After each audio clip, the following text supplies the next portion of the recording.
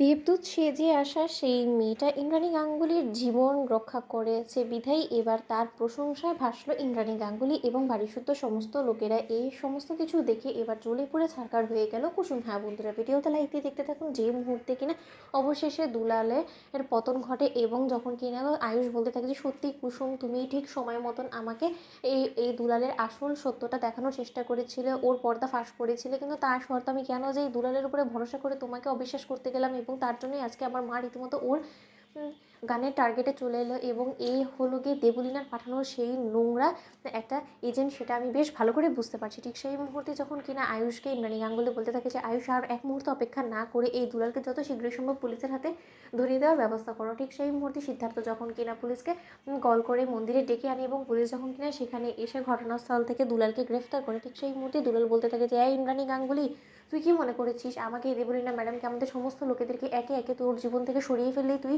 চিরকাল বেঁচে থাকবি?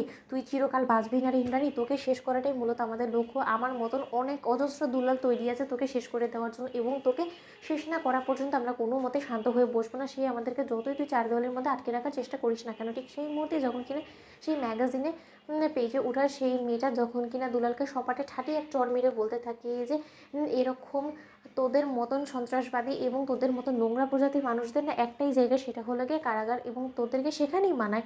আরও একটা কথা বলে রাখছি, এরকম স্বনামধন্য ইন্দ্রাণী গাঙ্গুলি থেকে শুরু করে এরকম বড় বড় বিজনেস টাইকুনরাই যে সবসময় তোদের টার্গেটে চলে আসে সেটা আমাদের খুব ভালো করেই জানা আছে, এবং তুই ভুলে যাস না কিন্তু যে আমাদের মতন পাবলিকও কিন্তু খুব ভালো করেই জানে যে তোদের মতন সন্ত্রাসীদেরকে কী করে ট্যাকল করতে হয়। তাই একদম হুমকি ধমকি দেওয়ার এখানে চেষ্টা করবি না। ঠিক সেই মুহূর্তে দুলালকে সেখান থেকে নিয়ে চলে যাওয়া মাত্র যখন কিনা ইন্দ্রাণী গাঙ্গুলি সেই মেয়েটাকে বলে থাকে যে ভাগ্যিস তুমি দেবদূত হয়ে এসে আমাকে বাঁচিয়ে দিয়েছো, নয়তোবা ঠিক সময় মতন তুমি যদি না আসতে আজকে হয়তো বা আমার মৃত্যুর দিন হতো। ঠিক সেই মুহূর্তেই যখন কিনা আয়ুষ বলতে থাকে যে মা তুমি এই সমস্ত অলক্ষণিক কথাবার্তা কেন মুখে আনছো বলো তো, আমার কিন্তু একদম ভালো লাগছে না। ঠিক সেই মুহূর্তে সেই মেয়েটা যখন বলতে থাকে যে না না আন্টি, আপনি এরকম করে কেন বলছেন বলুন তো, আর যাই হোক না কেন আমারও তো মা থাকতে পারতো, এবং আমার মা আজকে আপনার জায়গায় হলে আমি কী করতাম? আমি কি সন্তান হয়ে চেয়েছি আমার মায়ের বিপদ দেখতাম বলুন তো? আমি উপভোগ করতাম, আনন্দ লুটতাম? এরকম তো করতাম না, তাই না? আমার সেই শিক্ষাধিকার না, তাই আপনি একদম টেনশন করবেন না। আমাকে ঈশ্বরই হয়তো বা পাঠিয়েছে আপনাকে বাঁচানোর জন্য, এবং আমি প্রায় সময় এখানে আসি, এবং সেই দৌলতে আমি যখন দেখেছি যে আপনার উপর এত বড় একটা বিপদ, তার জন্য আমি দৌড়ে এসেছি।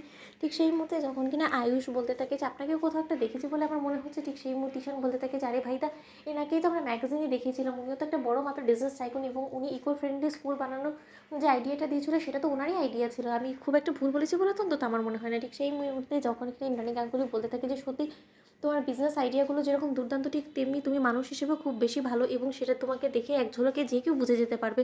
সত্যি তোমার কাছে আমি চিরঋণী। তো বন্ধুরা, লাইক এবং শেয়ার করে সাবস্ক্রাইব করতে ভুলো না।